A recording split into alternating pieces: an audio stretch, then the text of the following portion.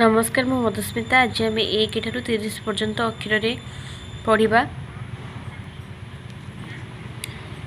1 2 3 4 5 6 7 8 9 10 11 12 13 14 15 16 आम 16 को 16 मध्य लिखिपर पढ़ीपर 17 18 19 20 21 22 23 24 25 26 27 28 29 30 आमर उच्चारण हो 26 27 28 29 30 किंतु आम लिखा बेले कौन सी सरे हर्षेकार लगे ना।